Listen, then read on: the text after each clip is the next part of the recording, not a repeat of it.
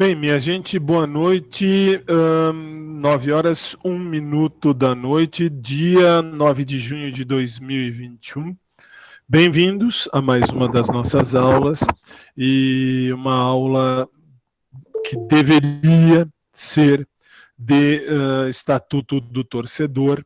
Ah, não vai ser? Não, não vai, porque me fui informado, aliás, não só aqui, mas fui informado que domingo vai ter mesmo prova da OAB, e vocês que estão se preparando para a OAB, é chegada a hora de, enfim, terem aí a primeira experiência, e quiçá já não a primeira das muitas experiências que vocês vão ter ao longo. Ah, você está desejando para a gente um monte de prova. Não, só o essencial.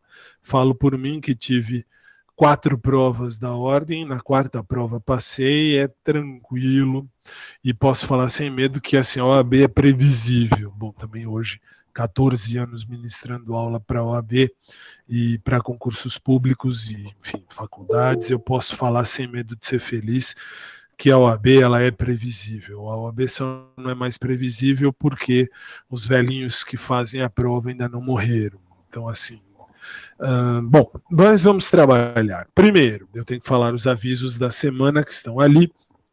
Os primeiros avisos, eu tenho que dizer que você tem que fazer uma atividade que o MEC exige, enfim, a faculdade exige, e não tenho como fugir, não tem como escapar. Nós vamos fazer uma atividade valendo 15 pontos, que será entregue no dia da sua prova. Como então vai ser feito? Desta vez eu vou passar a você 2 questões, isso até amanhã ao meio-dia. Eu vou deixar à sua disposição nos grupos do WhatsApp, do Telegram e também no Moodle as suas ordens para que você possa, enfim, mexer ali, ver e me entregar. Serão apenas e tão somente 2 questões, não mais do que isso, porque são suficientes para você colocar ali tudo o que você sabe sobre direito do consumidor. Eu vou focar em direito do consumidor, não desmerecendo o Estatuto do Torcedor. Nós vamos ter questões disso na hora da prova, mas eu tenho que falar daquilo que mais cai em tudo quanto é prova no resto da sua vida, que sempre vai ser o direito do consumidor. Portanto, nós vamos ter 2 questões. Fale aquilo que é preciso. Como assim? Não precisa responder um livro, não precisa responder, sei lá, um tratado. Serão 2 questões. Você pode responder em uma linha, 2, 5, 10, 15, 3 páginas, 20 livros. Pode escrever o que quiser. Eu vou ler. Mas seja objetivo. Mesmo porque a prova da ordem está aí. Domingo você tem aí a primeira fase da prova da OAB, e, por sorte, nossa matéria é tranquila. Direito do consumidor e Estatuto do Torcedor são 2 tópicos muito tranquilos, e, enfim, dá para fazer o que eu vou fazer hoje. Mas antes de falar de hoje, nossa prova tecnicamente está marcada para a última quarta-feira deste mês. Portanto, tirando esta aula de hoje, teremos 2 aulas onde nós vamos falar sobre Estatuto do Torcedor. Vou falar de Estatuto do Torcedor total, ampla e restritamente, e vou deixar você ciente daquilo que você tem que saber a respeito do Estatuto do Torcedor. Por quê? Porque é um tema que também é muito repetido. Não, a OAB nem tanto. A OAB pode ser que tenha, mas não é esperado. Não é esperado. É muito esperado o direito do consumidor, e tem alguns detalhes que, aliás, eu quero agradecer e deixar isso gravado aqui. Agradecer a Kenny, que é a representante de sala, porque ela me alertou. Eu estava muito tranquilo, muito sossegado, porque, assim, nem assim, sendo honesto com vocês, eu nem pensava em exame de ordem. Ainda mais, detalhe, ainda mais com o meu pezinho, que está aqui, mas graças ao bom Pai do céu, ou ao demônio, estamos num país laico, então se o Brasil é laico, temos que cultuar os dois. Aí eu falo, graças a eles, eu já posso andar com a graça do bom Pai. Então, assim, lógico, não posso sair correndo nem para cá nem para lá, mas já posso andar. Fui hoje ao médico, tive essa boa notícia para mim, triste para muita gente, mas boa para mim. E, enfim, eu não estava focado em OAB. Mas aí a Kenny me passou esse detalhe importante. Aí falei com o meu chefe meus chefes de 2 cursinhos que leciono, e fomos buscar alguma coisa lá no fundo do baú. Inclusive tem um grupo, eu não costumo fazer isso em aula de graduação, mas eu tenho um grupo específico para isso. Eu preciso achar onde estão. Deixe-me ver, deve ser isso aqui. Eu vou colocar na tela, são 2 endereços de grupos de Telegram e de WhatsApp aberto para quem quiser, onde eu costumo postar dicas de provas de concurso público e de OAB, dos mais variados assuntos, porque aqui na faculdade dou aula de Direito do Consumidor e Direito Difusos e Coletivos, enfim, e também de outras disciplinas que não vêm ao caso, mas para vocês eu tenho que focar naquilo que eu dou aula. E nos cursos que dou aula de várias outras disciplinas, inclusive escrevi livro sobre direito civil da editora Nova Concursos, que é muito recomendado. Não ganho nada fazendo esse tipo de propaganda, mas é muito recomendado para prova da OAB e para concursos públicos. Por que eu falo isso? Porque eu escrevi pensando em primeiro lugar na OAB e depois nos concursos públicos. Muito bem. Que mais? E aí, assim, só terminando, obrigado a Kenny, que me deu essa luz. E aí, buscando informações e pesquisando os Exus da minha vida, descobri algumas coisas. Descobriu a questão da prova? Claro que não. Eu descobri exatamente algumas coisas que nós vamos revisar na aula de hoje. Vou deixar isso. Aliás, serve até para a prova, diga-se de passagem. Vamos fazer uma revisão de direito do consumidor. Todos os tópicos que falamos até aqui. Vamos falar só disso hoje. Fiquem tranquilos que, assim, se a questão for chamada, eu preciso de chamada, eu vou esperar, não quer assistir, por gentileza, passe para mim o seu nome via WhatsApp, eu anoto aqui direitinho e dou presença sem problema nenhum. A aula de hoje, ela será focada, será uma revisão de direito do consumidor, focado para o exame de ordem em alguns detalhes que possivelmente os Exus maravilhosos da vida já me deram algumas certezas de alguns dias para cá, especialmente hoje. Aliás, tudo aconteceu hoje pela manhã, inclusive. Então é isso. Então vamos fazer isto. Então, só terminando, a atividade serão 2 questões. Você vai falar de maneira objetiva aquilo que você achar que deve. Vai me entregar no dia da prova lá no Moodle, tudo no Moodle, vai estar no Moodle e tudo será por lá. No dia da prova você vai ter o prazo das 19 às 23h59, mas eu vou abrir 1 hora antes, então das 18 às 23h59 você terá para postar as respostas da prova. E a prova especial, se alguém precisar, eventualmente pode ser que alguém precise, será na semana imediatamente posterior à semana da prova, primeira semana de julho. E aí você, já alerto que você que precisar de prova especial, eu terei que dar a prova com 1 dia de antecedência no máximo. Não me foi autorizado pela coordenação do curso a passar com muita antecedência, porque senão estaria contrariando ou indo contra, enfim, as normas dos outros colegas professores. Então temos que manter uma ordem. Mas é lógico que existem grupos, não os grupos que eu mostrei aqui, os grupos que você já sabe que existem.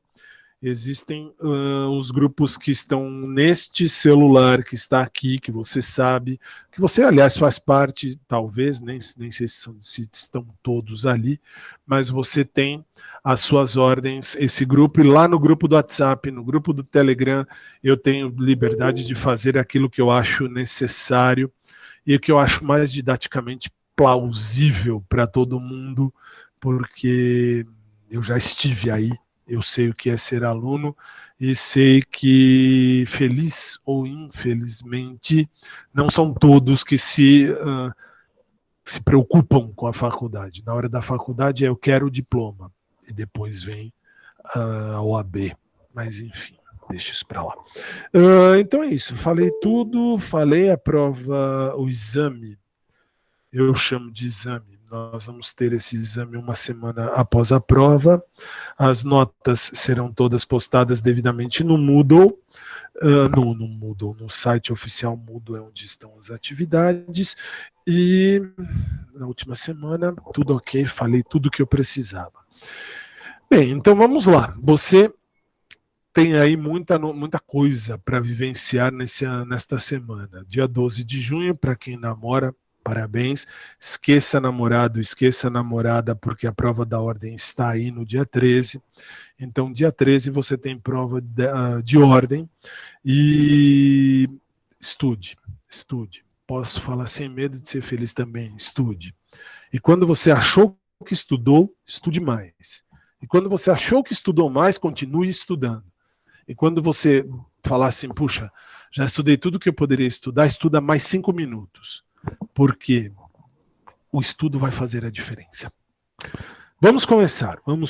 Hoje nós vamos fazer, então, uma revisão de todos os tópicos da nossa disciplina de Direito do Consumidor. Falaremos de Estatuto do Torcedor nas 2 últimas aulas. Suficiente, tranquilamente e felizmente. Vamos lá.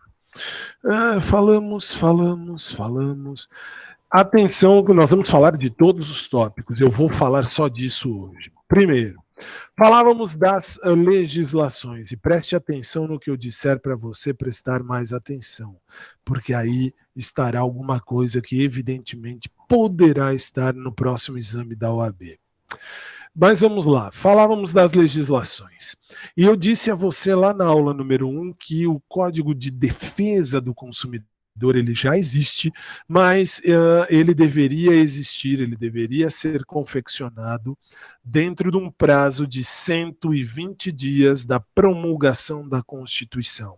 Se, e somente se, a nossa Constituição foi promulgada em 5 de outubro de 1988, você precisa fazer os cálculos de 120 dias. Professor, outubro tem 31 dias, novembro tem 30 dias, dezembro tem 31, janeiro tem 31. Muito bem. Dentro de 120 dias. Muito bem. Se eu disse outubro tem 30 dias, ou outubro tem 31 dias, eu tenho que ir até o dia 31. Menos 5, 26. 26 dias de outubro, mais 30 dias de novembro, mais 31 dias de dezembro, mais 30 dias ou melhor, 31 dias. O professor é mais burro do que minha avó. Que coisa. 31 dias de janeiro. Você vai somar tudo isso, 3, 6, 9, 10, 11, 117 dias. Legal, 117 dias. Falou dentro de 120 dias? Falou. Então, mais 3 dias. Mais 3 dias eu tenho, então, fevereiro 1, 2, 3. Portanto, o Código de Proteção e Defesa do Consumidor, ele deveria ter sido proposto, deveria ter sido feito até a data de 3 de fevereiro de 1998. Mas espera aí, professor, um minuto. Nós não estamos fazendo aula de matemática. Não, é verdade, nós não estamos. Estamos fazendo aula de direito do consumidor. Então, para que você fez tanto cálculo? Porque a OAB, muito malandramente, ela tende a usar um requisito fantástico, colocar data. E ela vai colocar data. E ela coloca data, no sentido 3 de 2 de 1988. E aí? E aí essa é a data limite que o nosso Código de Defesa do Consumidor deveria ter sido feito e foi dentro do prazo que estava estipulado. Preciso saber esse cálculo, você precisa entender uma coisa, e isso vale para todas as disciplinas no direito. Se eu disse 120 dias, eu não disse 4 meses, eu disse 120 dias. Tem diferença? Tem. Janeiro, fevereiro, março e abril são 4 meses, mas janeiro, fevereiro, março e abril nunca terão 120 dias. Mas então o que fazer? Para a OAB, especialmente se você for fazer a segunda fase do exame de ordem na área consumerista, você tem que saber que 3 de fevereiro de 1988 foi o dia necessário, dia máximo para a confecção, para a promulgação, para a divulgação de um Código de Proteção e Defesa do Consumidor, como bem existe, como bem já está em vigor. Muito bem, vamos lá. E aí? E aí nós vamos continuar na legislação, porque a legislação vai ser importante. Olha só um outro detalhe. No artigo 5º, inciso 32 da Constituição Federal, você viu comigo, o Estado promoverá na forma da lei a defesa do consumidor. Se eu estou no artigo 5º, no inciso 32, eu estou falando de uma cláusula pétrea. Ou seja, isto não muda enquanto esta Constituição estiver vigente. Aí eu preciso que você lembre de uma coisa. Que coisa? Aliás, é aqui e é aqui. Muito bem. Você precisa lembrar que, sendo cláusula pétrea o direito do consumidor, a proteção e a defesa ao consumidor, nunca vai ser tirado isso do ordenamento jurídico. Isto significa, o consumidor é o hipossuficiente, é o pobrinho. A OAB não vai usar pobrinho, a OAB vai usar hipossuficiente. E ao usar a palavra hipossuficiente, ela vai esperar de você que você entenda que o hipossuficiente é o fraco, é o pobre, ele precisa ser protegido. E aí? E aí, se ele vai ser protegido, eu tenho que ter, aí vem a palavra que eles querem que você fale, equilíbrio. Eu preciso de uma relação de equilíbrio entre o consumidor e o fornecedor e a loja, enfim, entre aquele que vai dar ou produzir o serviço ou o produto. Muito bem. E por que eu disse isso? Se é uma cláusula pétrea, ela não pode ser suprimida da Constituição Federal. E um conselho para você de constitucional, não é minha área aqui na faculdade, mas eu preciso dizer, porque isso vai ser importante, decore o artigo 60, parágrafo 4º da Constituição Federal. Por quê? Porque ali dentro do artigo 60, parágrafo 4º da Constituição Federal, nós temos o tesão master de todos os examinadores da OAB. São as cláusulas pétreas. Isto significa, não serão objeto nem sequer de deliberação. Não poderá ser deliberado, isto é, ninguém nem pode nem pensar em discutir algo sobre 4 coisas, 4 grandes coisas do artigo 60, parágrafo 4º. Forma federativa de Estado, o voto direto, secreto, universal e periódico, a separação de poderes, os direitos e garantias individuais. Estas 4 cláusulas pétreas não podem ser objeto nem de demanda, nem de pergunta, nem de nada. E invadindo o direito constitucional, preste atenção no voto. Por quê? Porque o ano que vem nós temos eleições. E nós temos lá na OAB 2 examinadores que eles, como é que eu vou dizer? Eles gostam muito de perguntar coisas sobre política. Se no ano que vem tem eleição, nós temos aí que pensar politicamente. Então lembre-se, voto direto, secreto, universal e periódico. Significa direto porque você vai lá e vota em quem quiser. Secreto porque ninguém tem que saber e se souber é crime. Universal porque vale para todo mundo de maneira igual. Tanto para mim, quanto para você, quanto para o cara mais rico do Brasil, o cara mais pobrinho. Eles vão votar e o voto valerá igualmente, é universal, vale de maneira equivalente, equitativa para todos aqueles que vão votar. E é periódico. Por que periódico? Porque de tempos em tempos você tem que ir até a cabine eleitoral votar, porque o poder não pode se concentrar na mão apenas de uma pessoa.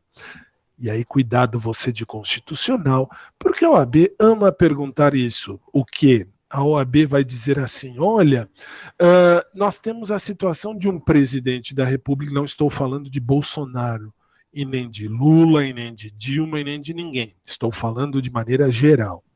Nós temos um presidente da República eleito, foi eleito na votação, e aí eu tenho ele e o vice. E aí o vice, na outra eleição, ele pode continuar sendo vice? Pode. Eu tenho aí a possibilidade de manter a mesma chapa, presidente e vice, por 2 vezes. Por quê? Porque ele tem direito a uma reeleição. E aí, na terceira vez, ele pode mudar, ele pode voltar a ser assim? Claro que não, e tem que mudar. Aí é necessário mudar. O presidente, aí eu vou dar o exemplo. Por exemplo, temos Bolsonaro e temos o Mourão como presidente e vice. Na próxima eleição, eles podem se candidatar como Bolsonaro e Mourão, presidente e vice. Na eleição seguinte, vamos imaginar que eles sejam eleitos de novo. Na eleição seguinte, o que é que vai acontecer? Simples. Se eles forem candidatos novamente, o que acontece? Eles não podem ser candidatos na mesma formação. Pode inverter, pode ser Mourão presidente, Bolsonaro vice? Pode, isso é totalmente possível. Não entenda porque você tem que ir para os infernos. Mas dizia eu, na terceira vez eu tenho que mudar, mas o vice pode se tornar presidente e o presidente vice na chapa. E cuidado, porque isso a OAB ama perguntar. Mas voltando às cláusulas pétreas, estava dizendo eu que o consumidor tem que ser protegido na forma da lei. Verdade. E aí? E aí, neste caso, na forma da lei, se eu vou proteger esse consumidor, está ali, ele vai ser protegido ad eterno, enquanto a nossa Constituição Federal for vigente. Num belo dia, vamos acordar aí, atenção, eu vou dizer apenas uma situação de OAB, não vou dizer o que eu penso, o que eu deixo de pensar. Por quê? Porque aí você fala assim, e aí?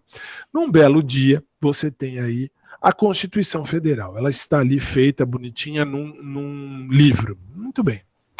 E aí? E aí, esta Constituição Federal, eles falam assim, nós vamos rasgá-la. Pode rasgar mesmo, não estou falando rasgar figurativamente. Vamos rasgar e vamos destruir tudo, vamos fazer uma nova. Pode. Pode. E neste momento, quando a nova Constituição for feita, isso é poder constituinte originário. Dentro de um poder constituinte originário não há limites. Não há qualquer limite. Eu posso colocar ali na Constituição o que eu achar que eu devo colocar na Constituição. Eu não preciso manter a Constituição exatamente igual. Ah, Fábio, dá um exemplo diferente. Dentro da Constituição Federal, hoje em dia, não haverá pena de morte, exceto em caso de fuzilamento quando há guerra. Quando houver uma guerra civil, uma guerra declarada, o Brasil poderá executar as pessoas. E aí pode acontecer a pena de morte. E aí é o único caso realmente válido previsto na Constituição. Existe pena de morte no Brasil? Sim, existe. Quando? Quando o Brasil entra em guerra. Se o Brasil entrou em guerra, ele tem esse direito de aplicar pena de morte por fuzilamento dentro da questão da guerra declarada. Só, mais nada. Rasgamos a Constituição. A Constituição foi feita de novo. Começou tudo de novo. Pode colocar ali dentro pena de morte, por exemplo? Sim, pode. É totalmente possível criar a pena de morte no Brasil desde que venha uma nova Constituição. E aí eu vou trazer para o direito do consumidor. Para o direito do consumidor, eu tenho ali a proteção ao consumidor prevista na Constituição. Pode sair da Constituição Federal? Sim, pode. É totalmente possível. Quando? Quando a Constituição Federal deixar de viger. deixar de ter vigência. A partir desse momento, a Constituição Federal tendo sido rasgada e confeccionada uma nova, o poder constituinte originário é aquele poder que não tem limites, ele pode criar o que ele quiser dentro da Constituição. E nós, enquanto cidadãos, deveremos respeitar. Aliás, um detalhe que vai cair na prova, a classificação das constituições. Desculpe, eu vou invadir a área de constitucional, mas é por uma boa causa. Quando você estiver em direito constitucional, lembre-se que a nossa Constituição, agora me fugiu a questão, Parfed, lembrei, classificação da Constituição, Parfed, promulgada analítica rígida, formal, eclética e dogmática.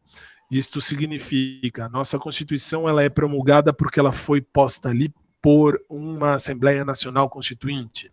Ela é analítica por quê? Porque ela trata de todos os assuntos, tudo que você quiser está lá dentro, inclusive o Colégio Pedro II, que está lá. O Colégio Pedro II é um colégio municipal, enfim, é um colégio de pessoas, de crianças, enfim, lá no Rio de Janeiro, e este é o único colégio que é mantido e coordenado pela União. Por quê? Porque está previsto na Constituição que este é o colégio da União. A União tem que manter. Portanto, promulgada a analítica, formal por quê? Porque existe um documento escrito, existe um documento solene. Eu tenho um livro, eu posso mexer na Constituição. A nossa Constituição ela não é consuetudinária. O que é consuetudinária? Constituição costumeira, constituição vinda de costumes. Isso vai estar na prova. Eles amam essa maldita palavra do consuetudinarismo, que nada mais é do que costumes. Nossa Constituição brasileira ela não tem costumes, ela não é consuetudinária, ela é formal, ela é palpável, ela é formal no sentido de eu ter um livro. E de eclética, por que eclética? Porque ela trata dos mais diversos assuntos, de novo. De dado, dogmática. Por que dogmática? Justamente porque ela trata, a Constituição ela é dogmática porque ela trata ali de verdades incontestáveis. Dá um exemplo o adolescente que comete um crime até 17 anos, 11 meses e 29 dias está protegido pelo ECA. Sim, está protegido pelo ECA, mas a Constituição diz a criança e o adolescente têm que crescer de maneira a ter ali livre, e deve ser livre e deve ser protegida de todos os sentidos, não podendo conviver ali dentro de um ambiente, por exemplo, um ambiente nocivo à sua saúde, tal qual uma cadeia. Por isso que ela vai para um reformatório, aspas, não é reformatório, mas ela vai para a FEBEM ou Fundação Casa. E, finalmente, de novo, eclética, primeiro é Parfede. Finalmente, o E de baixo, que é escrita. Por que escrita? Porque a nossa Constituição é escrita com mais de 200 artigos pela frente e trata de coisas que não deveria estar lá, mas está lá, e se está lá é porque tem que estar. Portanto, lembre-se disso mnemonicamente, a nossa Constituição ela é Parfede, promulgada analítica rígida, formal, eclética, dogmática e escrita. Isso vai estar na sua prova. Voltando para o nosso direito do consumidor. Direito do consumidor, você tem que lembrar que se é uma cláusula pétrea, só vai mudar e o consumidor poderá sim deixar de ser protegido, sim. Quando acontece a situação de uma nova Constituição. A nova Constituição não tem obrigação nenhuma de manter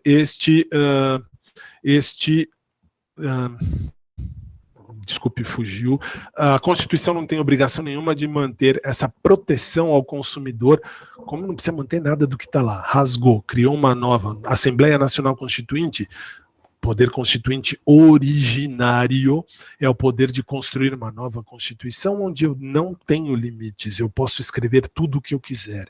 E só para você lembrar, porque isso pode estar na sua prova, não acredito que esteja, mas é o poder constituinte derivado. Poder constituinte derivado é aquele poder que vai ser o chamado poder constituinte reformador, aquele capaz de produzir emendas à Constituição Federal. Só, mais nada. Voltando para a nossa aula aqui, vamos lá. Eu vou acabar passando por algumas coisas que não é da minha área, mas tudo bem. Eu tenho a dignidade da pessoa humana, os fundamentos aí da Constituição. Para a nossa disciplina, eu tenho a dignidade, e esta dignidade precisa ser mantida em todos os sentidos, inclusive na esfera consumerista. Eu tenho que ter uma vida digna também, isso falamos. O artigo 150, parágrafo 5º da Constituição Federal, falava de lei que os consumidores têm que ser esclarecidos dentro dos impostos que incidam sobre mercadorias e serviços e todos os demais, mas isso não se preocupe, não é tão importante. Agora, veja só, artigo 170, inciso 5º da Constituição, a ordem econômica fundada na livre iniciativa tem por fim assegurar a garantia da defesa do consumidor. Mas, professor, peraí, o que é ordem econômica e o que é livre iniciativa? Isto significa eu tenho condições de criar, eu tenho condições de investir, eu tenho condições de dar condições ao povo para que o povo cresça economicamente falando. Mas se eu der condições para que o povo cresça, para que haja crescimento econômico, eu tenho que proteger o consumidor sempre. Por quê? Porque o consumidor é hipossuficiente, e sendo hipossuficiente, ele precisa de uma relação com equilíbrio e e para ter esta equidade, este equilíbrio, eu preciso ali dentro ter a dignidade da pessoa humana. O consumidor precisa ser respeitado. Mas tem mais, nós ainda estamos meio que no começo, mas aqui a nossa prova, a nossa disciplina é tranquila para a OAB. Vamos lá. Dentro da nossa Constituição, é a Constituição Cidadã. Se é a Constituição Cidadã, eu vou proteger e vou incluir todo mundo. Muito bem. Aqui não me interessa. Princípio da vulnerabilidade. Esse é o mais importante dos princípios que você vai ter que saber o resto da vida, porque eu tenho que proteger a vulnerabilidade, porque o consumidor é hipossuficiente. E se eu falei essa palavra umas 300 vezes, na sua prova você vai lembrar que o consumidor é hipossuficiente. Ele precisa ter resguardada a dignidade, a saúde, a segurança, a proteção dos interesses econômicos, bem como a transparência e a harmonia das relações de consumo, para que haja uma melhoria na qualidade de vida. Lembra, esta melhoria na qualidade de vida nada mais é do que o respeito à dignidade do cidadão, da pessoa humana. E quando eles querem encher o seu saco, que eu não acredito que seja nesta vez, mas eles podem falar que o consumidor tem direito a ter a proteção mais proba dentro do seu quesito ali, direitos difusos e coletivos. E isso está correto. E por que está correto aqui? Está correto justamente porque o consumidor, no caso da probidade, é a transparência, é a limpeza. Ele precisa ter todas as informações mais limpas, amplas e possíveis para que ele tenha ali o melhor desempenho, para que ele possa desempenhar de maneira correta e equitativa a sua relação econômica. Então eu tenho o consumidor dentro desta relação econômica, ele de uma maneira equilibrada. E nesse equilíbrio, o que é que eu preciso ter? O que é que eu preciso entender? O que eu preciso buscar? Eu preciso buscar a probidade da informação. Não é a probidade administrativa. Na administração, nós temos a lei da improbidade, que pune aqueles que não são transparentes, que não são limpos, que não jogam limpo. Quando eu digo para você desde a primeira aula, eu vou jogar limpo com você, eu estou dizendo, eu vou ser probo com você. Professor, mas essa palavra é difícil. E a OAB está aí para ferrar a sua vida. Então, você tem que lembrar que a lei da improbidade administrativa é a lei que pune quem acaba fazendo algo errado. Corrupção, por exemplo. Quem não é transparente, quem não é honrado. Probo. O consumidor ele tem direito, ele é hipossuficiente, ele tem direito a receber informações probas, limpas e honradas para que ele possa exercer o seu direito de consumidor com dignidade dentro de uma equidade ou dentro de uma esfera equitativa na administração e também nas relações jurídicas de compra e venda. Muito bem, vamos prosseguir. Aí eu tenho ainda dentro desse quesito... Seguindo, eu tenho aqui, falamos das cláusulas, da aplicação prática disso, das cláusulas contratuais. Sempre você vai buscar a maneira mais favorável ao consumidor. E presta atenção nesta merda deste direito do arrependimento, para não se arrepender na hora da prova da OAB. O arrependimento, o consumidor tem direito a 7 dias para, por qualquer razão, recusar aquilo que recebeu. Ele tem direito a devolver aquilo que ele recebeu ou a recusar aquele serviço que foi feito. Muito bem, mas por que ele pode fazer isso? Pelo simples motivo de que ele, consumidor, ele assinou um contrato. Só que ele assinou o contrato fora do estabelecimento comercial.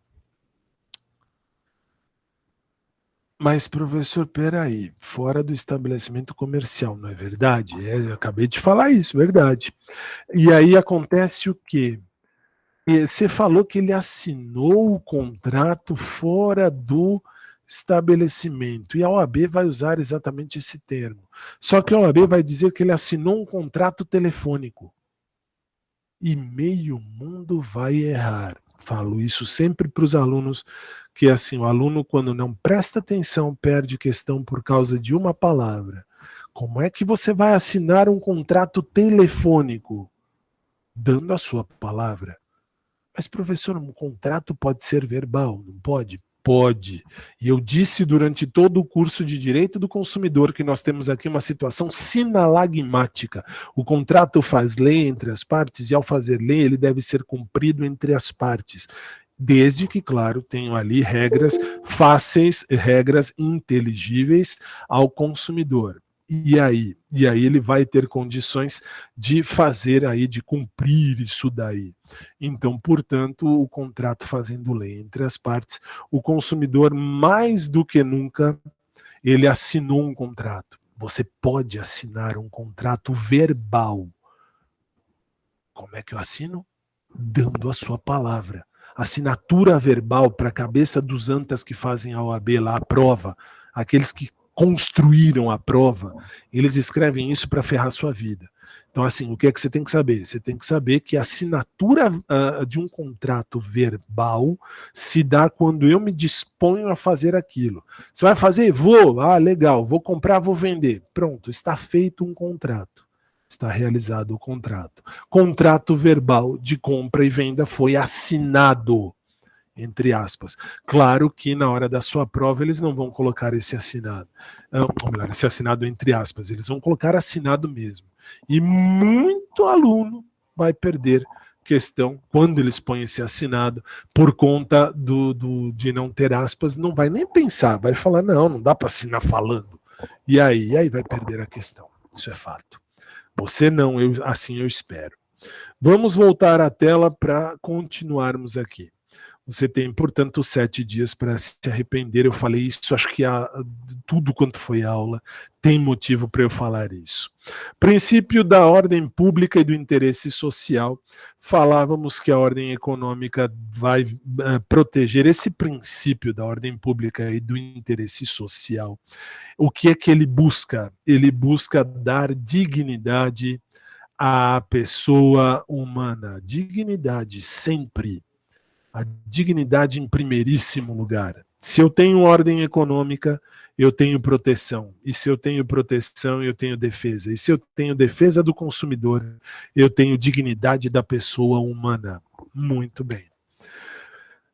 Dentro desse conceito, o interesse é coletivo, é de todos, justamente para buscar esta proteção, esta dignidade, e as normas do Código de Defesa do Consumidor são cogentes, e esta palavra maldita não está aqui à toa.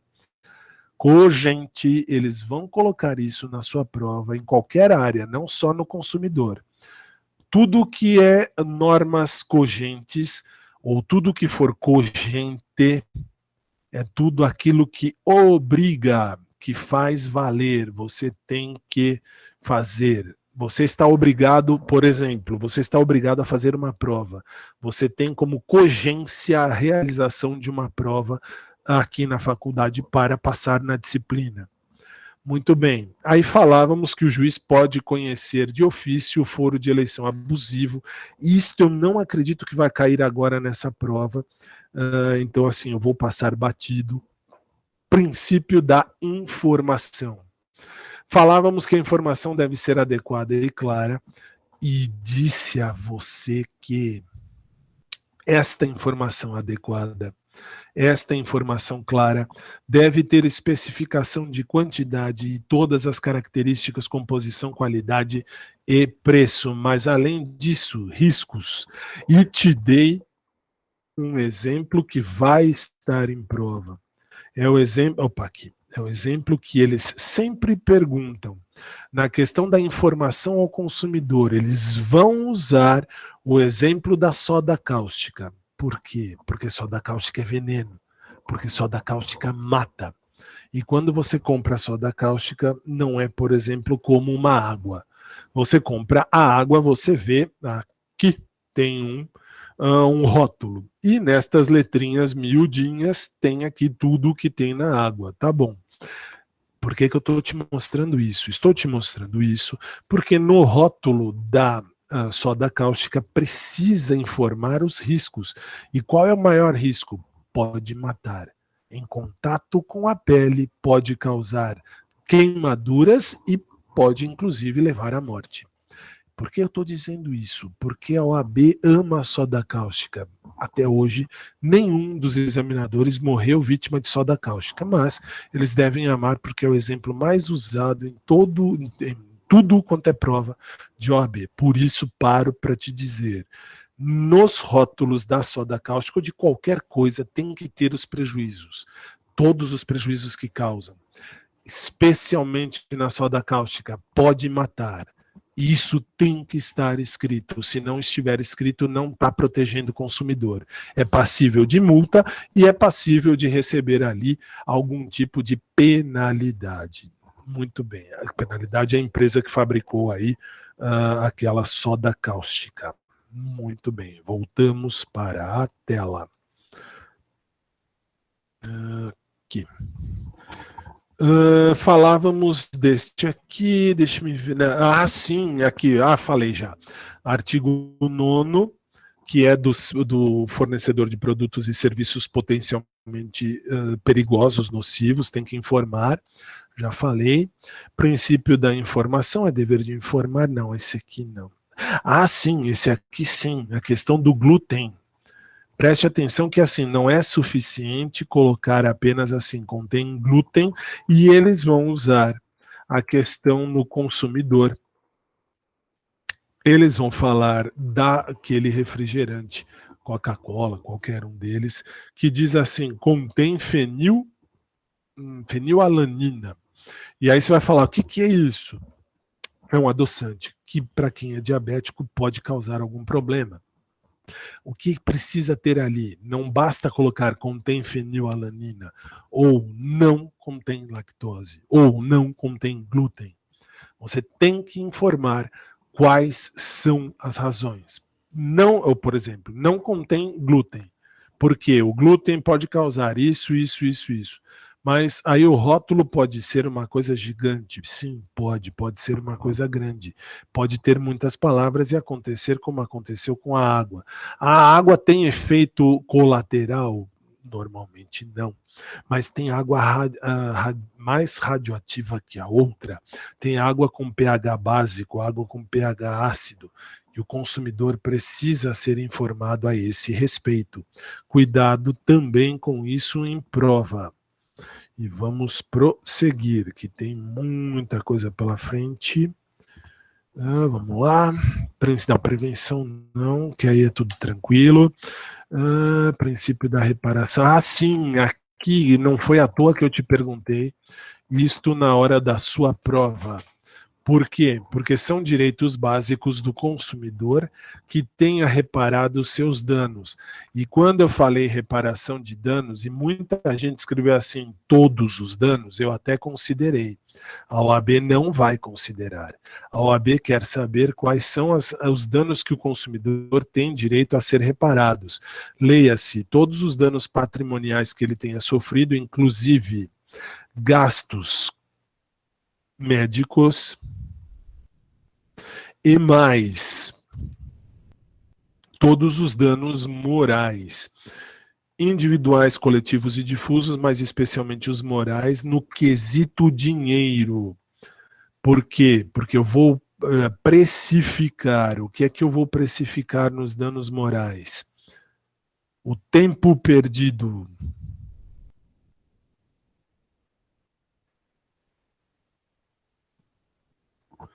Isto é importante você lembrar numa eventual questão que possa cair em sua prova.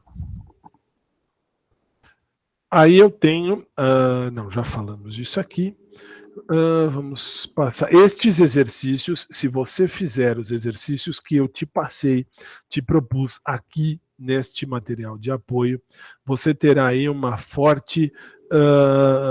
forte embasamento para a sua prova também.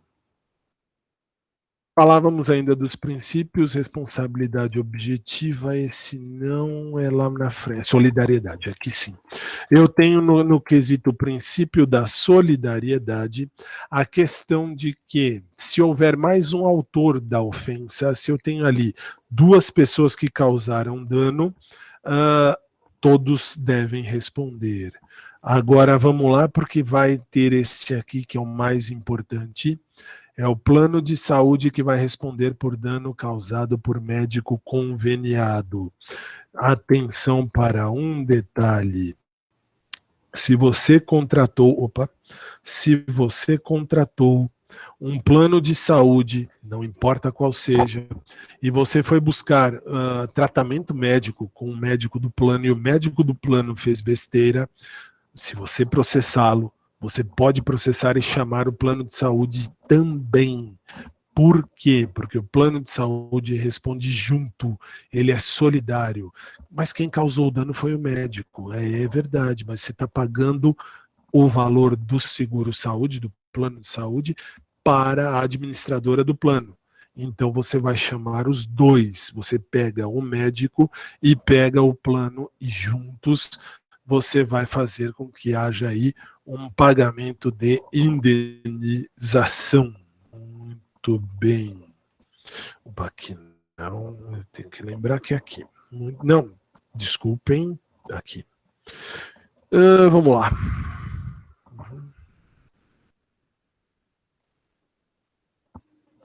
Seguimos, falávamos aqui do comerciante, não, aí é lá na frente. Facilitação da defesa, basta você lembrar aqui no princípio da facilitação da defesa, basta você lembrar que o consumidor tem que ter direito a uma defesa ampla e uma defesa irrestrita e uma defesa da mais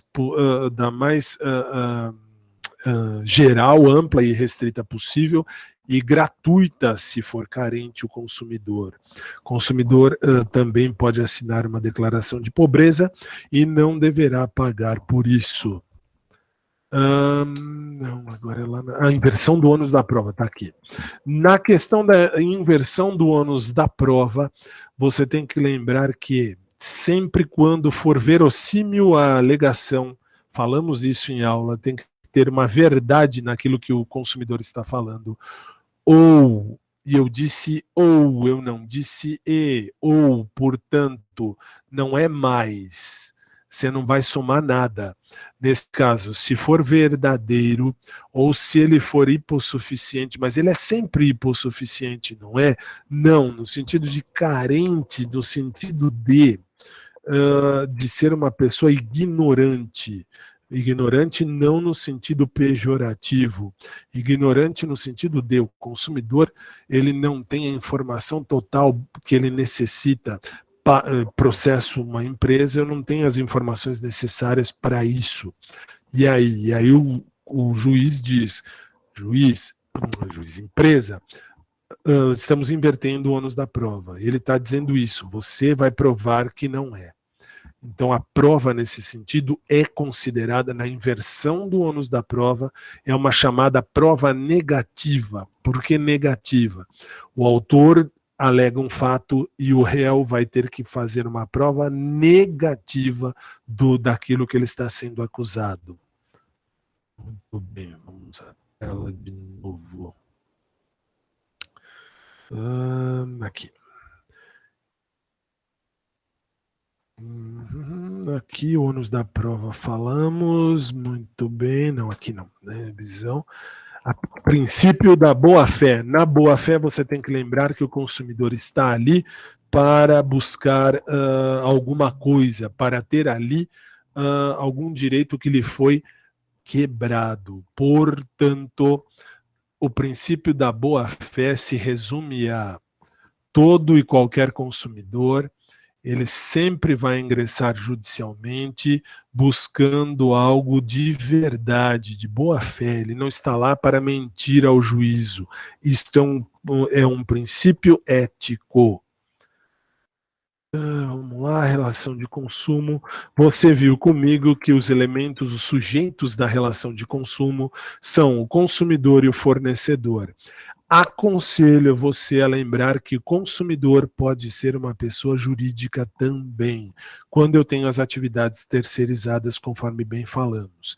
Aí você vai dizer, e daí? E daí, o consumidor é aquele que vai se beneficiar de um produto ou serviço, e no caso, pessoa física ou jurídica, qualquer um deles poderá ser consumidor. Mas um fornecedor também pode ser uma pessoa física, e a OAB vai dizer que o fornecedor pessoa física, lembra, é o pedreiro. Professor, mas o pedreiro é pessoa física, ele é fornecedor de quê? De serviço. Ele vai fazer a empreitada. E quando ele fizer a empreitada e disser assim para você, ó, eu vou fazer todo o serviço da tua casa, vou cobrar R$1.000. Ele está dizendo, ele vai fazer o serviço? Sim, ele é fornecedor de serviço, ele é o pedreiro, ele é pessoa física, ele não tem um CNPJ. Ele pode sim ser pessoa física.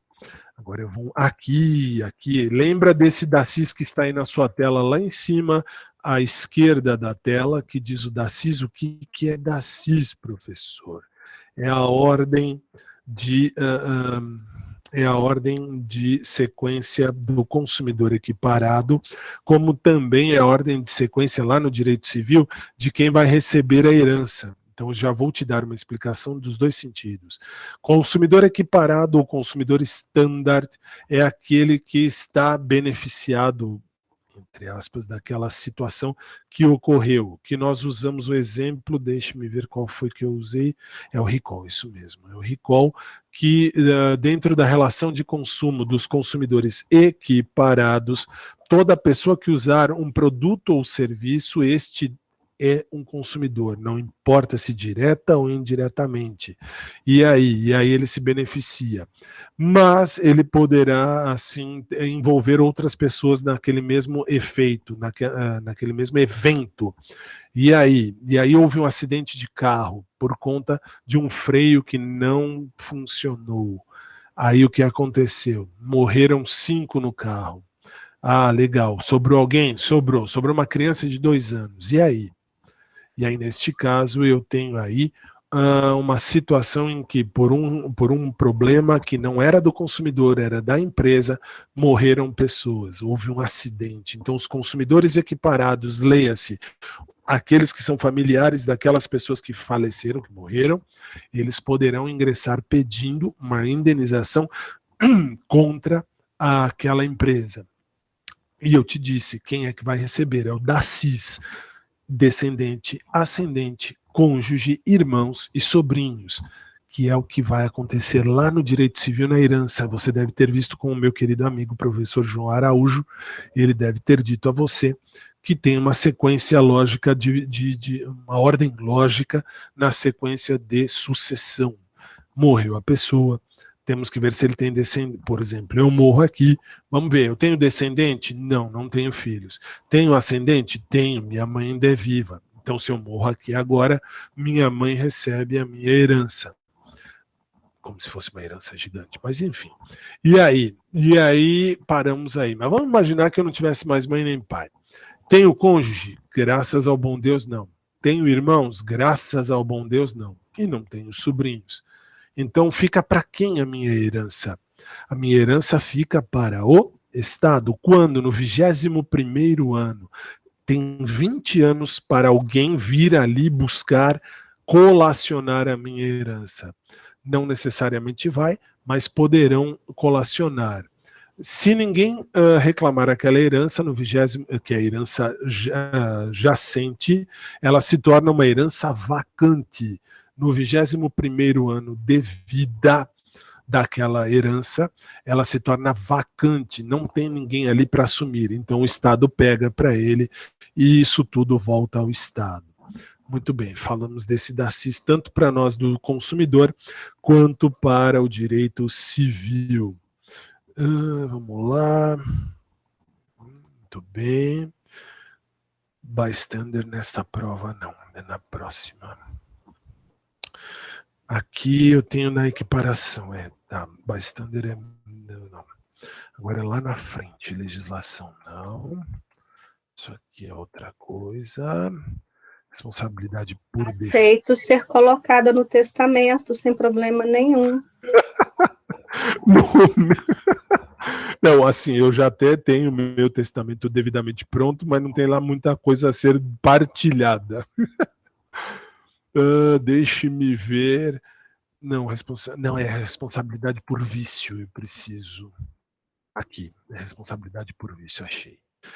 Dentro da responsabilidade por vício, isso sim, atenção a esse detalhe, porque isso aqui tem grandes chances de estar lá na sua prova no próximo domingo, dia de Santo Antônio. Você vai ver que quando tem um problema dentro do produto ou serviço, normalmente, e a OAB vai se valer disso, problema de qualidade ou de quantidade, que vai inviabilizar o produto ou serviço. Neste momento, aí sim, eu tenho uma responsabilidade por vício. E aí você vai ter que prestar atenção, mas uma atenção gigantesca, com essa parte do impróprio. Vícios. Responsabilidade por vício quando eu tenho validade vencida, produto adulterado, produto falsificado, produto nocivo, produto que está em desacordo com normas. Esse tipo de produto, ele é um produto que tem um vício. É um vício impróprio. E é impróprio no sentido de que pode causar problema. Vamos imaginar, eu vou usar o exemplo que a OAB costuma usar na questão da validade vencida. Você não vai comprar um produto com validade vencida, nem deve. Mas vamos imaginar que você comprou esse produto. O que aconteceu? Não aconteceu nada, Fábio. Eu comi, não deu problema nenhum. Tá, ok. Por isso é impróprio. Porque acontece com um e não com outro, mas a responsabilidade está devidamente registrada, fundamentada, quando aconteceu essa responsabilidade por vício de validade vencida. Você pode, deve e vai ganhar uma indenização se processar a empresa que vendeu, a empresa, digo, a loja que vendeu o produto a você com validade vencida ou próxima ao vencimento. Eles podem te perguntar aqui nessa prova, mas eu acho que não, mas aqui é melhor eu pecar pelo excesso do que pela falta. Na questão de responsabilidade por vício com quantidade inferior. Se você comprou, por exemplo, um copo no McDonald's de suco ou de refrigerante de meio litro, você tem direito a receber meio litro. E se você receber 499 ml, se você medir e tiver 499 ml, é uma responsabilidade por vício. Aí você deverá receber uma indenização por conta disso. E especialmente, aí sim, atente-se ao fato das roupas íntimas. Roupa íntima tem direito à troca? Não, não tem direito à troca. Se você experimentou, experimentou. Acabou, não tem o que fazer. Por quê? Porque feliz ou infelizmente você já usou. Quer dizer, não é que eu já olhei a prova, eu já vi em provas de ordem que eles usam a questão de roupas íntimas. E aí a roupa íntima ela não tem direito à troca, justamente porque pensa, coloquei uma cueca, você vai querer colocar uma cueca que eu coloquei? Não dá, não tem condição. Ah, professor, eu gosto. Você é fora do padrão do consumidor, é outro padrão. Dentro do padrão do consumidor é óbvio que você não vai buscar esse tipo de coisa. Muito bem, vamos seguir. Tem mais para frente, mas isso é já já. Opções de ponteiro aqui. Dentro de... Não, aqui não. Aqui não, é nos... Aqui. Eu tenho a situação da responsabilidade por vício e quando houver um problema com a quantidade do produto, aliás, esse slide que está na sua tela, se você puder copiar, fazer um print, enfim, fazer o que quiser, mas lembrar dele no domingo, poderá ajudar. E se você for fazer segunda fase da OAB, uma das questões que estarão ali vai falar sobre as consequências dos vícios, tanto na quantidade quanto nos vícios dos serviços. E aí é ideal que você lembre disso. Mas, numa primeira fase de OAB, se você tem 499 ml de refrigerante, você tem direito a ter a complementação desta medida, deste peso. Você tem direito a ter 1 ml a mais que seja, não tem problema nenhum com relação a isso. Cuidado com isso na hora da sua prova, por favor. Cadência, frente não, aqui não, eles vão... Não, consorcial não. Sim, publicidade aqui, ok. A publicidade, na questão da publicidade, você tem que lembrar que a publicidade ela tem que ser veiculada para quê? Para que o consumidor identifique aquela circunstância como sendo uma publicidade. Atenção para isto aqui. A informação, ela não pode ser feita como se fosse um texto de um jornal. Ela tem que ser feita como informação. E tem que ser feita de maneira integral. Tem que ser feita de maneira total. A propaganda ela pode ser enganosa quando ela induzir você em erro. Agora, ela pode ser uma propaganda enganosa por omissão. Por omissão. Quando? Quando ela deixar de publicar algo que é essencial. Por exemplo, você vai comprar, sei lá, um microfone sem fio como este. E aí, por exemplo, eles podem... Vou usar um exemplo chulo, idiota, não é bem assim, mas enfim. Eles dizem assim, olha, esse trocinho aqui, você vai colocar na sua cintura, quando você estiver dando aula em pé, ok? E aí, tudo bem, mas vamos imaginar que se eu colocasse esse ganchinho na minha cintura, de uma maneira indevida, isso aqui pudesse dar choque. Ah, tá, e eles não puseram isso? Não, não puseram isso na informação. Resultado, a propaganda é enganosa. Eu compro esse microfone com uma informação que é essencial e aí acontece de não ter essa informação. E eu levo um choque. Resultado, eu tenho que ser indenizado. É propaganda enganosa por omissão. Não é enganosa que vai te induzir a erro. É enganosa por omissão porque faltou dizer uma coisa. Induz a erro quando você vai comprar alguma coisa por conta da propaganda, você fala, puxa, é muito legal, vou comprar. Aí você compra e fala, não tem nada a ver com o que a propaganda falou. Isto é propaganda enganosa. Fizeram alguma coisa que não tem nada a ver com o que deveria ter sido feito. Enganosa por omissão. Faltou detalhar uma coisinha que pode ou não causar um risco à vida do ser humano. Muito bem. Seguimos. Que horas são? Eu nem vi a hora. 10h06, dá tempo, sossegadamente. Então vamos lá. Lembro a você destes exercícios. Estes exercícios todos são importantes. Os testes que estão no seu material de apoio, faça, porque isso, se você conseguir ler e ver, por favor, leia e ver. Só não vou falar dos 2 últimos, porque bem ou mal estão na sua prova final, e eu não posso falar, não posso explicar isso aí, mas tudo bem, está no material. Práticas abusivas, não é isso aqui, é na abusiva, mas aqui. Dentro dessa questão de práticas abusivas, eu tenho a situação de que o fornecedor do serviço tem que executar o serviço com o orçamento. Só que se tiver uma relação de costume, não precisa do orçamento. É aí que mora a pegadinha de prova. Eles vão dizer que quem presta serviço sempre. E ao prestar serviço, tem que sempre fornecer um orçamento antes. Mas tem, professor, tem. Não, não tem. Se por exemplo, naquele bairro, é costume das pessoas falarem assim, João, arruma meu carro aí que quando der eu volto aí e pego. Ah, tá. Foi lá, deixou, arrumou, voltou, o cara fala, custou, sei lá, 5 mil. Aí, professor, custou 5 mil. Ele não falou nem que sim, nem que não, ele não deu um orçamento.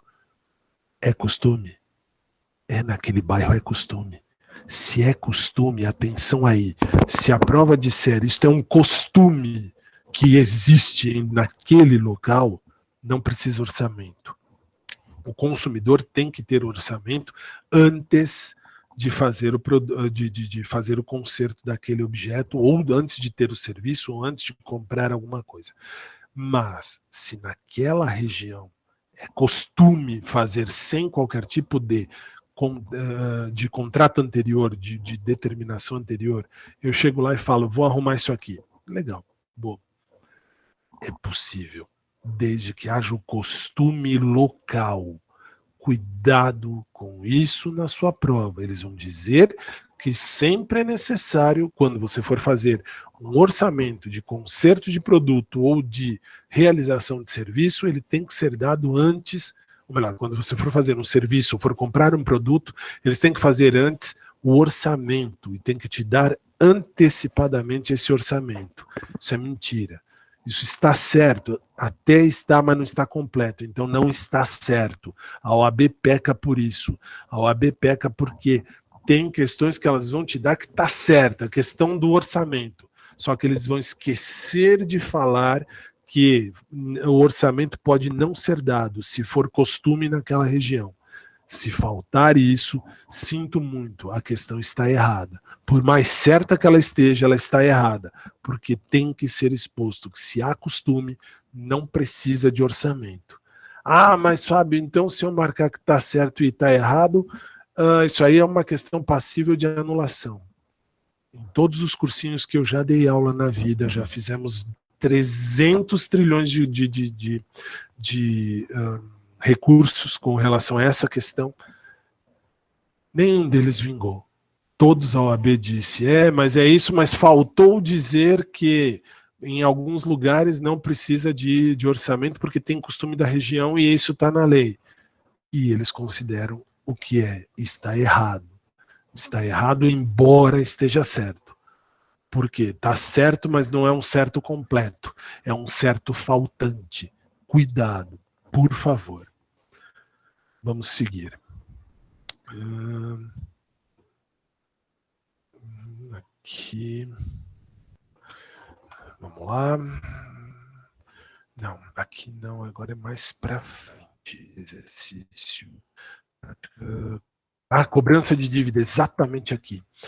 A questão da cobrança de dívida, quando você for olhar na prova, lembre-se que para toda cobrança não pode expor o consumidor ao ridículo, não pode haver cobrança vexatória.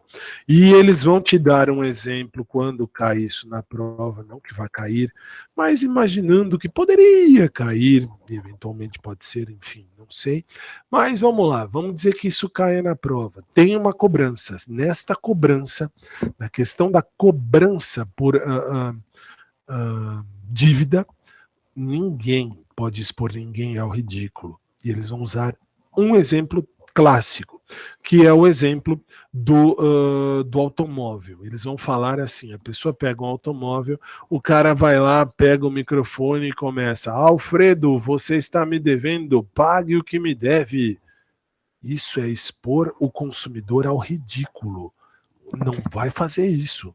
Isso não é possível. Se você fizer isso, isso daí é cobrança indevida. Isso não pode acontecer jamais. Jamais. E outro caso que pode acontecer de estar na sua prova é a questão da cobrança indevida no sentido de telefonar para você. Você está durante o dia na sua casa feliz e contente, o seu celular toca 70 vezes naquele dia. Puxa, professor, e aí?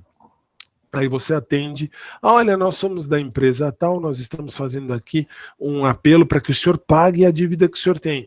Ó, o senhor tem uma dívida. Ó, o senhor tem uma dívida. Olha, a dívida do senhor pode ser parcelada em 30 vezes. Isso é expor o consumidor ao ridículo, além de ser vexatório e além de causar um dano moral, porque é uma perda de tempo. Você não tem obrigação de atender o telefone 20, 30, 50, 70 vezes num dia. Isso é cobrança vexatória. Cuidado com isso na sua prova. Voltamos. Aqui, deixe-me ver. Assim. Banco de dados dos consumidores está aqui. O direito à informação. O direito à informação. Aqui eu tenho que te dar duas informações do direito à informação. É seu direito. Não é aqui, besta. Muito bem. Aqui. O direito à informação. O consumidor tem direito a ter informações. Sim, você tem direito a receber informações dos bancos de dados do local onde você está. Por exemplo, da faculdade. Você vai lá na secretaria e pede para eles abrirem o computador e mostrar tudo que eles têm a seu respeito ali dentro. Não, por exemplo, advertência, essas coisas. Informações pessoais, suas, por exemplo. O que eles têm? Meu nome, meu endereço, meu telefone e tal. Ok. E o quanto paguei, quanto não paguei, as notas que eu tirei. Tudo isso é obrigação deles informar a você. A informação deve ser dada de modo amplo e restrito ao consumidor. É personalíssimo. Só você pode ter as suas informações. E aí a OAB pode te perguntar no quesito pai e mãe. Pai e mãe vão buscar informações do filho na escola. E a escola diz: não, nós não vamos fornecer nada. Imagina, quem é o senhor? Sou o pai do menino. Bela bosta. E pode fazer isso? Pode, desde que o aluno seja maior de idade. Se o aluno for maior de idade, ele não precisa ser representado, ele não precisa ser assistido. Então ele, e só ele, e mais ninguém, nem pai nem mãe, podem buscar informações a respeito dele. Só ele, personalíssimo. Ele pode contratar um advogado para ir buscar informações dele a esse respeito? Sim, pode. Ele vai? Não necessariamente. Mas e se ele for? O advogado pode trabalhar em nome de terceiro e normalmente trabalha em nome de terceiro. E aí? E aí, nesse caso, o advogado pode ter acesso, sim, a informações que dizem respeito àquele maior de idade, sem problema nenhum, ainda que seja em caráter personalíssimo. Muito bem, vamos lá. Deixe-me ver. Assim, lá. Aqui.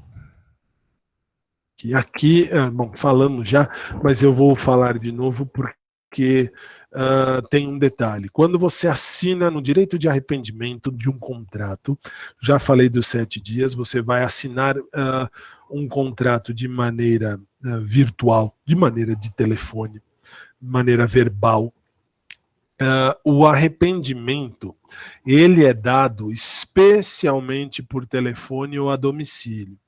E muita gente, mas muito aluno vai falar, professor, o artigo 49 diz que só pode dar esse tipo de direito, só pode dar o direito ao arrependimento se for compra por telefone. Por telefone, verdade, pode. Mas só por telefone? Não, a domicílio também. Ah, é verdade, artigo 49. E aí a OAB, muito malandramente, como eles gostam de ferrar a vida de todo mundo, vai colocar a questão da internet. Nós estamos no ano de 2021. O nosso Código de Defesa do Consumidor é de 1990. Lá em 90 não se esperava, nunca se esperou que um telefone celular pudesse entrar na internet. E ao entrar na internet pudesse buscar informações. Não. E pudesse fechar contratos. Também não. E aí o que faço? Se eles colocarem de internet na sua prova, sim, a internet também dá direito ao arrependimento. Por isso que lá no começo eu disse, todo tipo de contrato que você realizar fora do estabelecimento comercial, que você assinar fora do estabelecimento comercial, quer seja por telefone, quer seja quando vem o vendedor de livros na sua porta vender enciclopédia Barça, quer seja por internet, você comprou fora da loja. Vamos entender isso. Você comprou fora da loja, acabou, não tem o que fazer. A partir dali você tem direito ao arrependimento. 7 dias você tem direito a devolver, não importa o que quer que seja. Cuidado. Meio mundo dos alunos erram. Falo porque alunos de cursinho, vocês estão ainda na faculdade, mas alunos de cursinho que já fazem curso há anos e anos e anos, são capazes de errar essa questão por conta da internet. E quando vem falar comigo, ainda leva um esporro no meio da cara para ver o que é bom. Porque infelizmente, ou felizmente, essa aula eu dou e eu sempre falo, cuidado, você tem a informação, presta atenção. Seguimos, deixe-me ver. Aqui um aqui, muito bem. Agora vamos ver outro detalhe. Aqui. Sim. Cláusulas abusivas. Falamos de cláusulas abusivas e especialmente se você tiver que prestar atenção em algum detalhe, preste atenção no inciso 1º, porque vai falar do rádio furtado num estabelecimento. Sim, se o rádio for furtado no estabelecimento, sim, a empresa deverá ressarcir. É nulo. É nulo. Quando acontece, deixe-me voltar aqui, quando acontece daquele estabelecimento ter aquela placa, olha, aqui nós não nos responsabilizamos por objetos deixados no interior do veículo que não forem comunicados aos nossos empregados. Balela, súmula 130 do STJ, sim, eles se responsabilizam. Sim, está lá dentro, o carro é seu, você levou o carro lá, eles, o estacionamento, tem obrigação, sim, de se responsabilizar por aqueles bens. E aí a prova não vai chegar, nessa aqui não, mas eles vão perguntar, não sei se na segunda fase, mas eles podem chegar e perguntar. O cara diz, puxa, o cara chegou lá e falou, olha, roubaram o quadro do Pablo Picasso que estava no meu carro. Legal, roubaram. Quadro do Pablo Picasso verdadeiro? Ah, sim. Cuidado.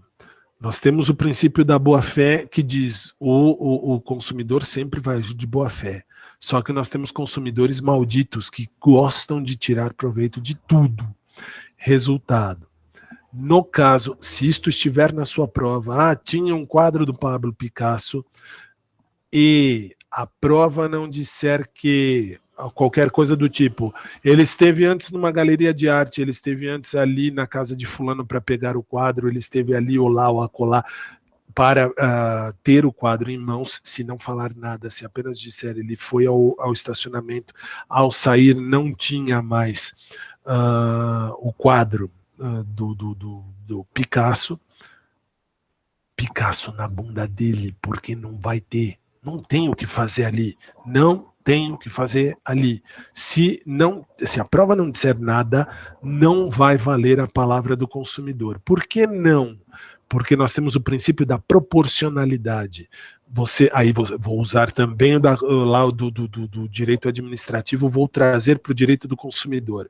Não se pode matar pardais usando canhões. Princípio da proporcionalidade. Para nós também. Nós temos que ter a proporcionalidade. Tudo bem que o cara pode falar, roubaram meu rádio, meu relógio, meu celular. Isso é possível. Isso é válido e isso a empresa se responsabiliza. Quadro de altíssimo valor, não. Se não falar nada, se não tiver escrito nada, a gente não vai presumir. Eu presumo que eu tenho a Torre Eiffel no meu carro. Desculpe, isso não dá. A prova, para que isso seja de fato real, tem que estar escrito lá. Ele foi buscar, ele foi ali, ele, enfim, passou na galeria, passou ali, passou lá, passou acolá e pegou esse quadro. Sim, pois não. Então, na proporção aí mais, que o senhor citou de exemplo, mais exorbitante, vamos dizer assim, tudo bem, mas e se for uma coisa simples, por exemplo, eu deixei um celular no carro, esqueci a bolsa, como que seria a comprovação disso? Assim, normalmente quando é coisa de pequeno modo de dizer, pequeno valor, no sentido, roubaram o meu celular, deixei o celular aí, o celular não estava.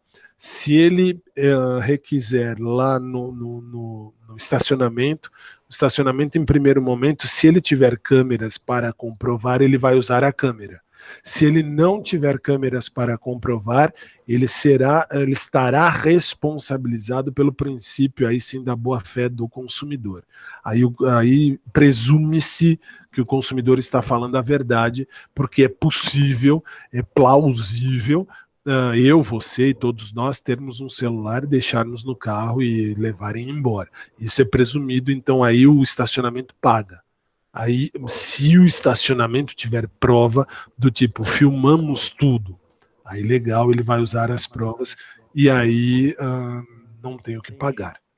Aí a prova não é do consumidor, não. Eu não teria que provar que ele estava lá, então, não. Não, a prova nesse sentido, quando eu alego na prática, na vida prática, na vida do cotidiano. Se eu alego isso, tenho meu celular, esse celular foi roubado, furtado, enfim, o estacionamento prova que eu não tinha o celular. Eles não têm como provar, não filmaram, não fotografaram. Então vale a minha palavra, porque é proporcional, é plausível que eu tenha um celular ali dentro. Como não é plausível que todos nós tenhamos ali um quadro original de Pablo Picasso. Aí não. Seria o mesmo exemplo, né? Notebook é válido também. Até uma coisa que já caiu em prova foi televisão. A pessoa passou na loja, comprou uma televisão, pôs no porta-malas, chegou, não tinha mais. Ela acusou o estacionamento não tinha o que provar, então o estacionamento tem sim que pagar, porque televisão é plausível que ali esteja, que ali tenha, sem problema nenhum. Foi. Então vamos nós. Vamos nós que estamos já quase no fim da matéria. Também já passamos das 10h20, mas eu vou terminar porque a sua prova está aí domingo. Vamos lá. Aqui eu tenho... Aqui. Não, peraí, deixa eu ver aqui no papel. Não. Essa prova é aqui. Aqui, muito bem. Aqui na questão do artigo 51 ainda, das cláusulas nulas de pleno direito, quando eu tenho uma inversão do ônus da prova, que causar um prejuízo aparente real. Tinha tocado, não é ninguém, muito bem. Que causaram um prejuízo aparente, que foram, não, por exemplo, essa, não filmaram, ou melhor, filmaram e tal, e mostraram que o consumidor tinha um celular no carro, mas ele levou com ele e não foi roubado, isso não. Mas qualquer prova que for invertida para o consumidor, para o fornecedor e causar prejuízo ao consumidor, essa prova é nula. Toda a cláusula de contrato, tudo que tiver escrito ali, que vai acontecer uma inversão do ônus da prova, que vai causar prejuízo, isto é nulo, de pleno direito. Deixa-me ver o próximo que está aqui. Aqui embaixo. Embaixo. De adesão, achei, está aqui. Na questão, no quesito de contrato de adesão. Contrato de adesão lembra, e aí vem o problema, que as cláusulas elas já foram autorizadas e aprovadas pela autoridade competente. O consumidor ele não vai poder ali mexer em nenhuma delas, não pode discutir ou modificar com a empresa nenhuma cláusula daquele contrato.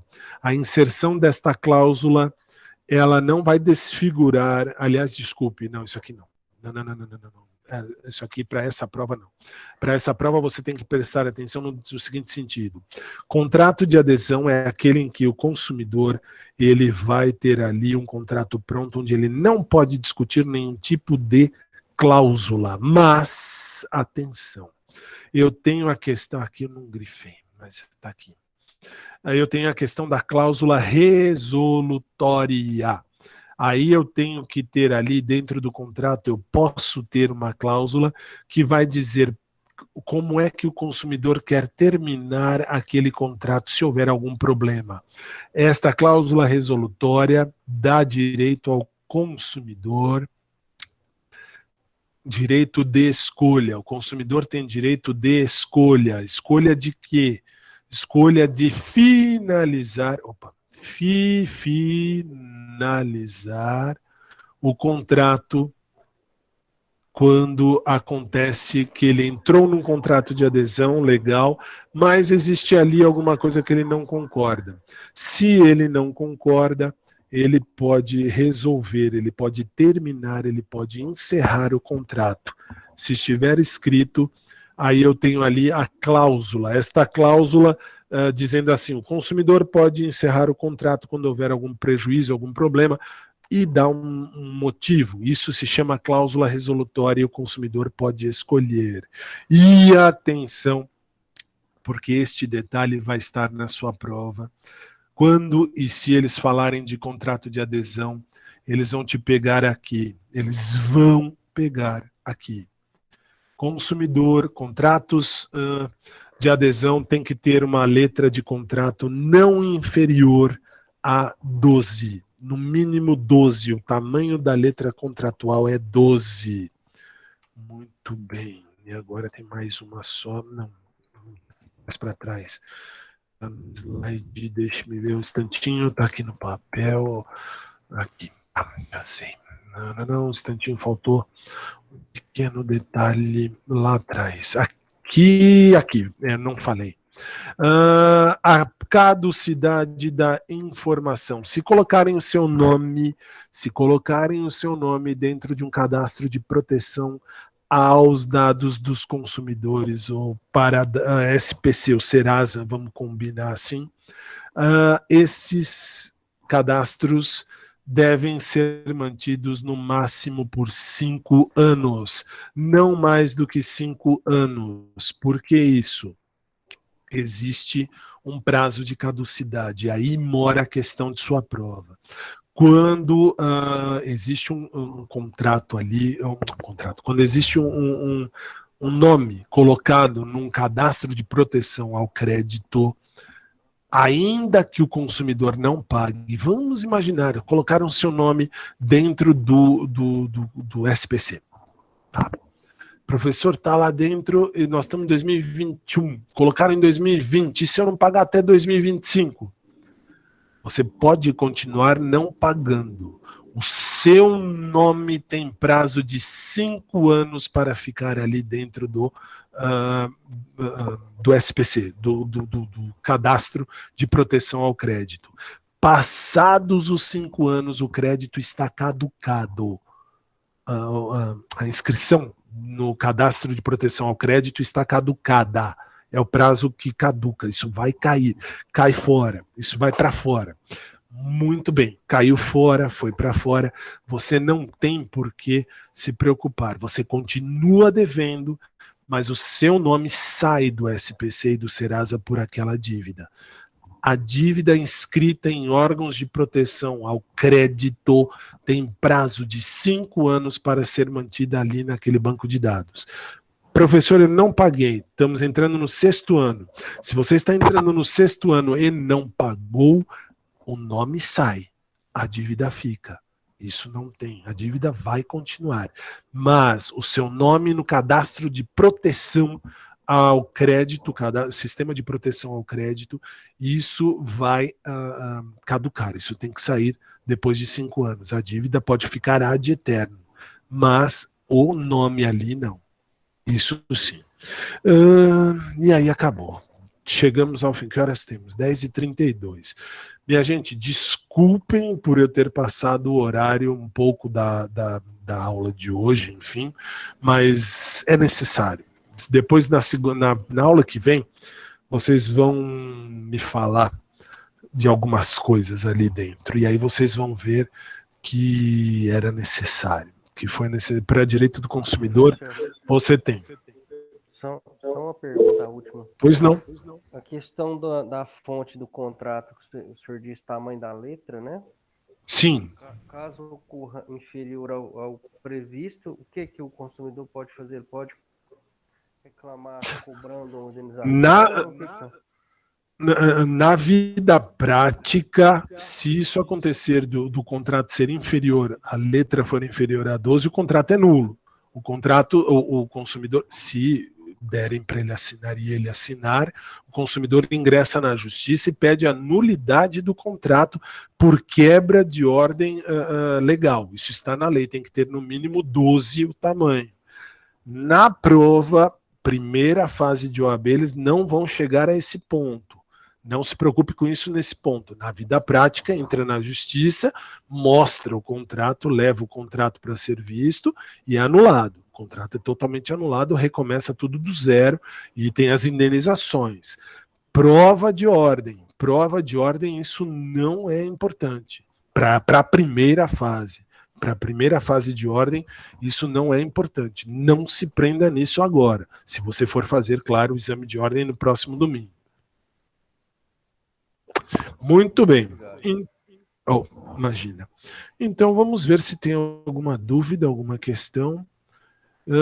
Não, Bruna, não se preocupe com o detalhe de chamada. Como eu disse no começo da aula e repito agora, a aula de hoje fugiu um pouco do tradicional, mas é porque eu tenho tempo. Em 2 aulas eu consigo falar do Estatuto do Torcedor.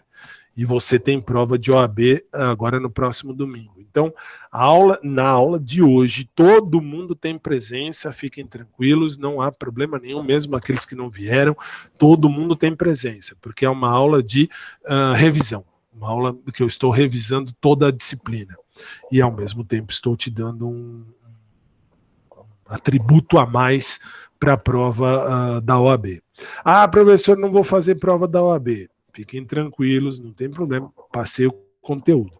Isso pode ser útil amanhã ou depois, ou nunca mais. Enfim.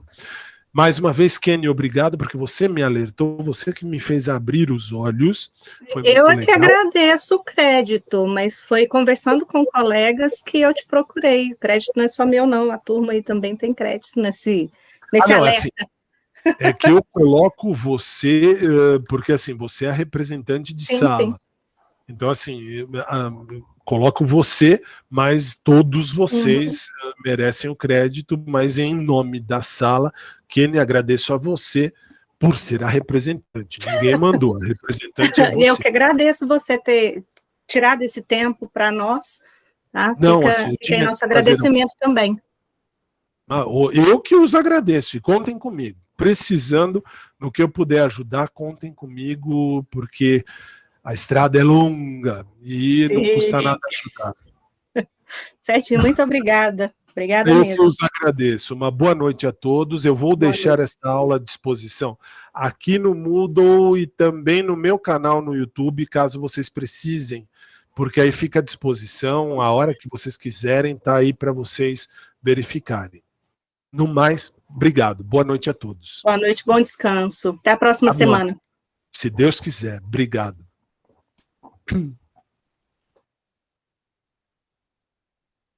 Boa noite, professor.